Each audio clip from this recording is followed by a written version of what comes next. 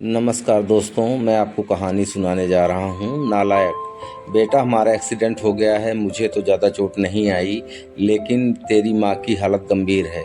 कुछ पैसों की ज़रूरत है और तेरी माँ को खून भी देना है। 62 साल के माधव जी ने अपने बड़े बेटे से फ़ोन पर कहा, पापा, मैं बहुत व्यस्त हूँ, आजकल मेरा आना नहीं हो सकेगा। मुझे विदेश में नौकरी का पैकेज मिला है, तो उसकी तैयारी कर रहा हूँ। आपका भी तो यही सपना था ना, इसलिए हाथ भी तंग चल रहा है। पैसे की व्यवस्था कर लीजिए, मैं बाद में दे दूंगा। उनके बड़े इंजीनियर बेटे ने जवाब दिया। मायूसी से फ़ोन रख दिया। उन्होंने अपने दूसरे डॉक्टर बेटे को फ़ोन किया तो उसने भी आने से मना कर दिया। उसे अपनी ससुराल में शादी में जाना था। हाँ, इतना ज़रूर कहा कि पैसे की चिंता मत करिए, मैं भिजवा दूंगा। यह अलग बात है कि उसने कभी पैसे नहीं भिजवाए। उन्होंने मायूसी से फ़ोन रख दिया। अब उस नालायक को फ़ोन करके क्या फ़ायदा। जब ये दो लायक बेटे कुछ नहीं कर रहे तो नालायक क्या कर लेगा, उन्होंने सोचा और बोझिल कदमों से अस्पताल में पत्नी के पास पहुँचे और कुर्सी पर ढेर हो गए। पुरानी बातें याद आने लगी। माधव राय जी स्कूल में शिक्षक थे। उनके 3 बेटे और एक बेटी थी। बड़ा इंजीनियर और मझला डॉक्टर था। दोनों की शादी बड़े घराने में हुई थी और अपनी पत्नियों के साथ अलग अलग शहरों में रहते थे। बेटी की शादी भी उन्होंने खूब धूमधाम से की थी। सबसे छोटा बेटा पढ़ाई में ध्यान नहीं लगा पाया था। 11वीं के बाद उसने पढ़ाई छोड़ दी और घर में ही रहने लगा। कहता था, मुझे नौकरी नहीं करनी, अपने माता पिता की सेवा करनी है। इसी बात पर मास्टर साहब उससे बहुत नाराज रहते थे। उन्होंने उसका नाम ही नालायक रख दिया था। दोनों बड़े भाई पिता के आज्ञाकारी थे, पर वह गलत बात पर उनसे भी बहस कर बैठता था। इसलिए माधव जी उसे पसंद नहीं करते थे। जब माधव जी रिटायर हुए तो जमा पूंजी कुछ नहीं थी। सारी बचत दोनों बच्चों की उच्च शिक्षा और बेटी की शादी में खर्च हो गई थी।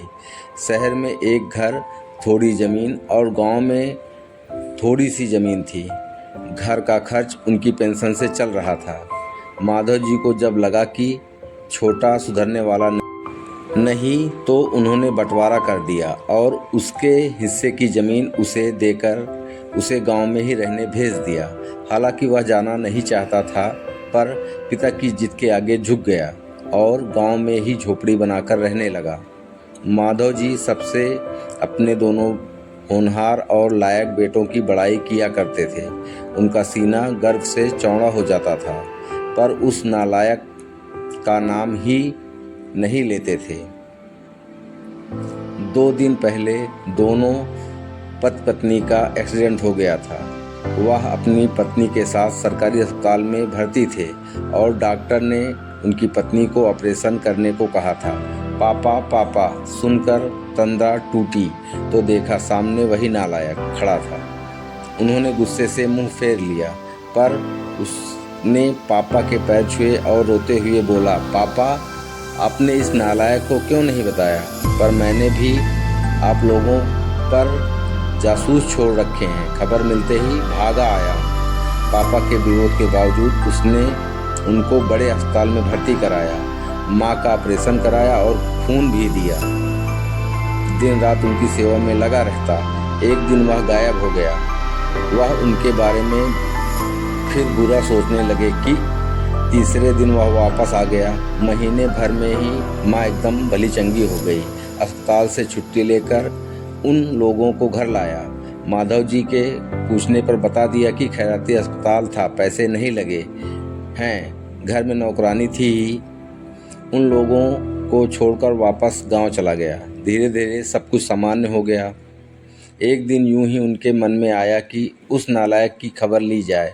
दोनों जब गांव के खेत पर पहुंचे तो झोपड़ी में ताला देख कर चौंके। उनके खेत में काम कर रहे आदमी से पूछा तो उसने कहा, यह खेत अब मेरे हैं। क्या यह खेत? तो उन्होंने बहुत आश्चर्य हुआ। हाँ, उनकी माँ की तबीयत बहुत ख़राब थी, उसके पास पैसे नहीं थे, तो उसने अपने सारे खेत बेच दिए। वह रोजी रोटी की तलाश में दूसरे शहर चला गया है। बस यह झोपड़ी ही उसके पास रह गई है। यह रही उसकी चाबी। उस आदमी ने कहा। वह झोपड़ी में दाखिल हुए तो बरबस ही उस नालायक की याद आ गई। टेबल पर लिफाफा खोल कर देखा तो उसमें रखा अस्पताल का 9 लाख का बिल उनको मुंह चिढ़ाने लगा। उन्होंने अपनी पत्नी से कहा, जानकी तुम्हारा बेटा नालायक तो था ही, झूठा भी निकला।